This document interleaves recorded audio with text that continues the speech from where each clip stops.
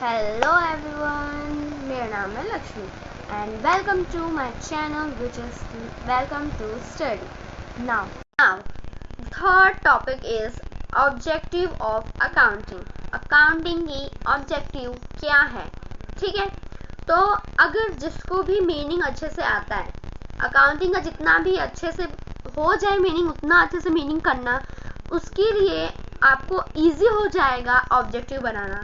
तो जिसको मीनिंग आएगा वो इजीली ऑब्जेक्टिव बना सकता है। तो हम लोग ऑब्जेक्टिव क्या है, 5 ऑब्जेक्टिव लिए हैं मैंने।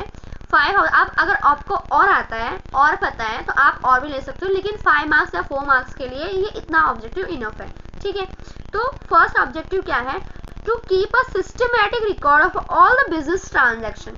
एंड हम लोग आइडेंटिफाई करना पड़ता है सिस्टमैटिक मैनर में, हमें सारे रिकॉर्ड्स को करने पड़ते हैं। बिजनेस ट्रांजेक्शन में जितने भी रिकॉर्ड हुए एक सिस्टमैटिक मैनर में, एक वेल मैनर में हमें प्रेजेंट करना होता है। ये नहीं कि गलत एंट्री नहीं होनी चाहिए। जितनी भी ट्रांजेक्शन हमें अप टू पूरी ट्रांजेक्शन लिखनी पड़ती है। तो फर्स्ट क्या है? To keep a systematic record of all the business transaction. ठीक है, the main objective of the business is record all the transaction in the day to day. जो भी ट्रांजेक्शन होते हैं दिन पे रोज जो भी ट्रांजेक्शन होते हैं, एक manner on the principle of a double entry system. ठीक है, तो उसको हमें पूरे एक अच्छे वे में, हमें एक वेल मैनर में हमें लिखना होता है, रिकॉर्ड करना होता है। सेकंड क्या होता है? To calculate the profit and loss. Second main objective क्या है? प्रॉफिट एंड लॉस, कैलकुलेट करना प्रॉफिट एंड लॉस को। जैसे कि मैंने सेकंड में बोला, प्रॉफिट एंड लॉस कैलकुलेट करना। ठीक है, तो मेन ऑब्जेक्टिव सेकंड क्या है? प्रॉफिट एंड लॉस कैलकुलेट करना।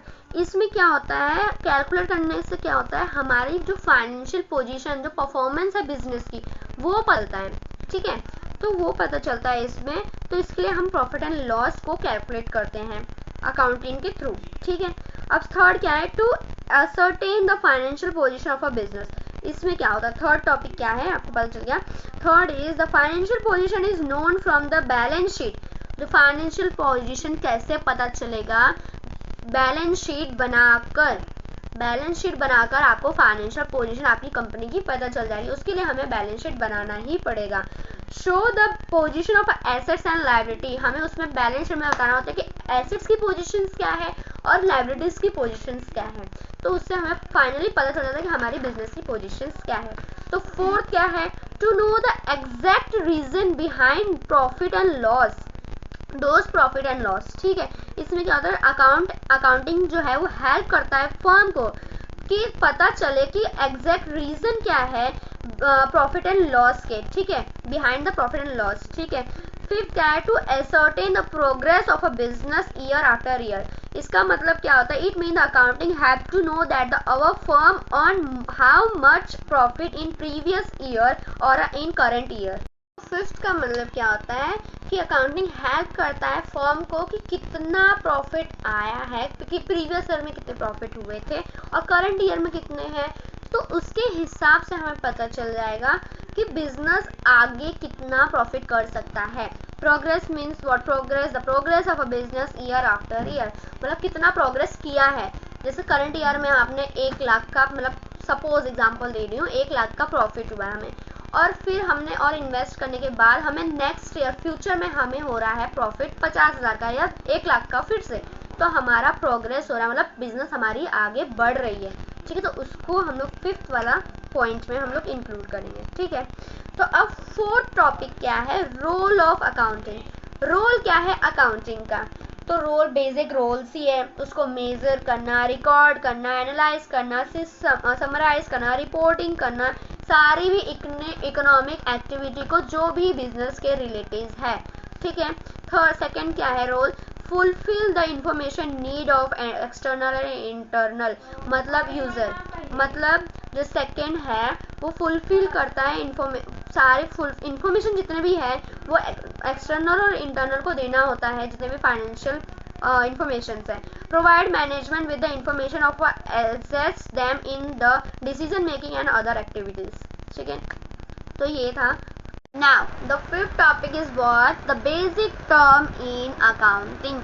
तो बेसिक टर्म क्या क्या है अकाउंटिंग के? तो पहले तो हमें सब पॉइंट याद करने पड़ते हैं। ठीक है, बेसिक टर्म क्या क्या हो सकते हैं? पहला तो बिजनेस ट्रांजैक्शन, उसके कैपिटल, फिर ड्राइंग, फिर लायबिलिटीज़, उसमें भी दो टाइप के होते हैं, करेंट और नॉन करेंट होते हैं। फिर एसेट्स, उसमें भी दो टाइप के होते हैं, करेंट और नॉन करेंट। फिर फिक्स एसेट्स होते हैं, उसमें भी दो टाइप होते हैं, टेंजिबल और इनटेंजिबल। फिर होता है उसके बाद होते हैं debtors, creditor, vouchers, discount, short stock, goods, sales, purchase, loss and gain, profit, income and expense. तो इसके बारे में हमें डिटेल में जाना पड़ेगा, बहुत लोगों को ये सब नहीं पता होता है, तो हम इसको डिटेल में जानेंगे, ठीक है।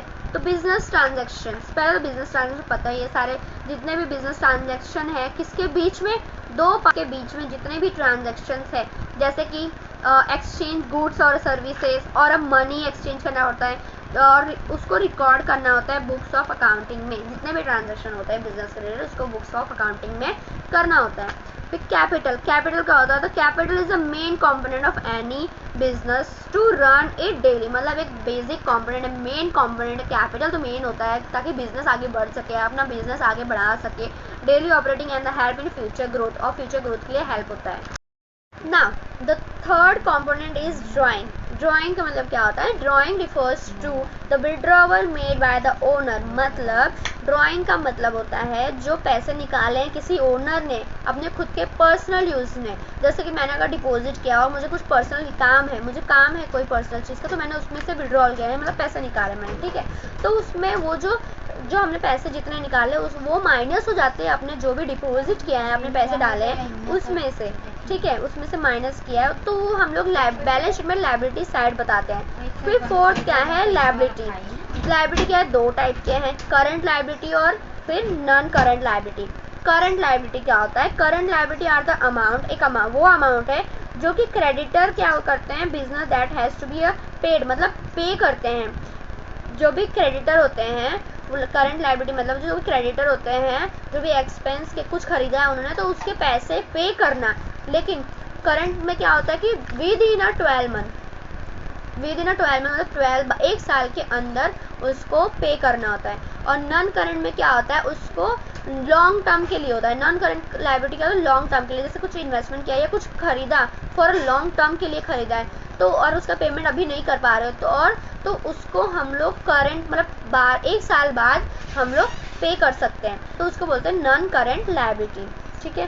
फिर थर्ड सेकेंड हो गया अपना। Now the fifth component is assets. Assets भी दो टाइप के होते हैं, करंट एसेट्स और नॉन करंट एसेट्स। अब करंट एसेट्स क्या होता है, current assets are the asset that the firm are liquidated within 12 month, मतलब जो भी एसेट्स है एक साल के अंदर ही अंदर उसको सेल करना होता है, हमें बेचना होता है, उसको बोलते हैं करंट एसेट। जो बेच देते हैं एक साल के अंदर उसको करंट एसेट्स बोलते हैं। नॉन करंट एसेट्स क्या होता है, लॉन्ग टर्म के लिए होता है, ठीक है, उसको कैन नॉट बी लिक्विडेटेड, मतलब it mean the long term investment of the business that they can not be liquidated with in years, मतलब कुछ इन्वेस्टमेंट ऐसे होते हैं बिजनेस के जो कि लिक्विडेट नहीं होता, मतलब नहीं बेच पाते हैं, तो वो रिमेनिंग स्टॉक्स हो जाते हैं, रिमेनिंग वो हो जाते हैं इक्विपमेंट, ठीक है, तो वो बाद में भी 12 मंथ के अंदर नहीं सेल कर पाते हैं। एग्जाम्पल है ये।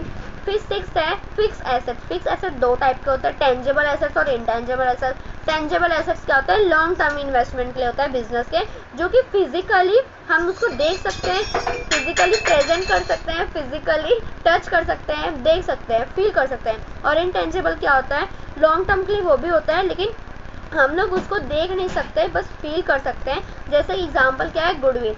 कंपनी की अगर गुडविल बनाएगी, गुडविल को हम देख नहीं सकते पर हम फील कर सकते हैं, हमें पता होता है हमारी गुडविल मार्केट में कितनी है, तो उसको वो इंटेंजिबल में आएगा।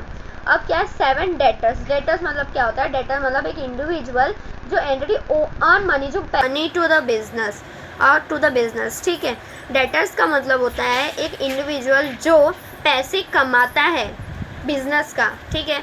जैसे कि एसेट्स हो गया, एसेट्स जितने भी एसेट्स है उसने सेल किए, ठीक है, तो उसको उसके बदले में उसको पैसे मिल रहे हैं, तो वो कमा रहा है, उसका डेटर्स मतलब उसका कमा रहा है, वो ओन खुद का पैसा कमा रहा है। अब 8 है क्रेडिटर। और creditor is an individual, creditor जो एक इंडिविजुअल है जो कि home a business on money जैसे लाइबिलिटीज़, ठीक है, जैसे स्पेंड करना, उसकी लायबिलिटी, जैसे लायबिलिटी खर्चे करना, जितने भी खर्चे हैं ये सब करना, वो क्रेडिटर जो है लायबिलिटीज़ में आता है, ठीक है। वाउचर, अब वाउचर क्या होता है? अब voucher is an internal document, एक डॉक्यूमेंट है बिजनेस फर्म का, इंटरनल बिजनेस फर्म का, जो कि that the company use are supporting evidence for accounting entries. मतलब वाउचर का मतलब एक एविडेंस है, एविडेंस होता है कंपनी का कि उन्होंने ये ट्रांजैक्शन किए हैं, ये डॉक्यूमेंट फिल किए हुए हैं, ठीक है।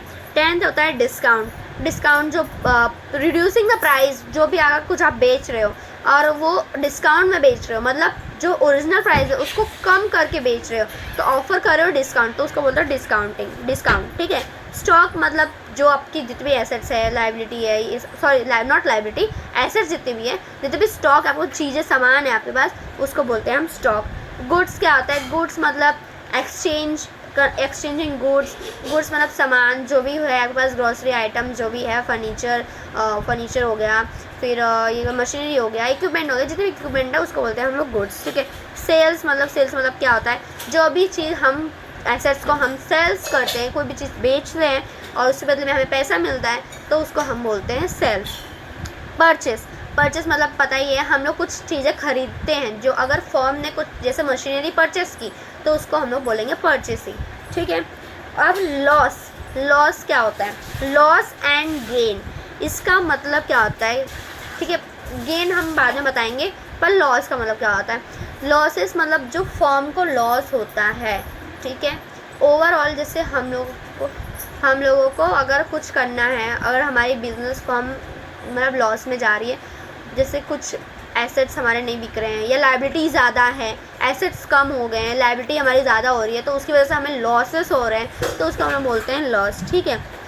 अब प्रॉफिट और गेन, सबको अब गेन को लगता है मतलब गेन मतलब क्या है? प्रॉफिट और गेन एक ही होता है? नहीं, प्रॉफिट और गेन जो है वो अलग है। गेन मतलब क्या होता है कि जो सिर्फ एसेट्स में इंक्रीज होता है, जो एसेट्स की वैल्यू इंक्रीज होती है, एसेट्स इंक्रीज होता है, एसेट्स जो हमारा बढ़ता है उसको बोलते हैं gain of the assets which is increase the assets, ठीक है। अब प्रॉफिट का मतलब क्या होता है? प्रॉफिट मतलब overall profit of a business, जितने भी प्रॉफिट है बिजनेस के, कितने एक साल में जितना भी प्रॉफिट हुआ है हमें, उसको बोलते हैं प्रॉफिट। तो गेन मतलब सिर्फ एसेट्स में होना, और जो प्रॉफिट होता है वो ओवरऑल बिजनेस का होना प्रॉफिट, उसको बोलते हैं प्रॉफिट एंड गेन, अलग अलग होते हैं, इतना याद रखना, ठीक है। अब इनकम एंड एक्सपेंस, ठीक है। इनकम और एक्सपेंस क्या होता है? इनकम इनकम या फर्म पे करती है, सैलरी पे करती है वर्कर्स को, ठीक है, वेजेस देती है, बोनस देती है, ये सब इनकम होता है। हमारा लायबिलिटी टाइप साइड होता है, जो कि हमें पार्टनर्स को देने होते हैं, जो भी वर्कर्स हैं उनको एम्प्लॉयज़ को देने होते हैं। और एक्सपेंस मतलब खर्चे करना, जैसे हमारी फर्म ने कुछ खरीदे, ठीक है, एक्सपेंस किया, पैसे दिए और वो मशीनरी आई, जैसे मशीनरी में एक्सपेंस किया, मशीनरी आई, वो एक्सपेंस होते हैं, ठीक है। रिवेन्यू एक्सपेंस होता है, और भी होते हैं एक्सपेंसेस, आउटस्टैंडिंग एक्सपेंस होता है, ये सब होते हैं, तो वो अपने एक्सपेंस में आ जाते हैं, ठीक है। आज का टॉपिक और ये मैंने ये पूरा चैप्टर कवर कर दिया है एक वीडियो में।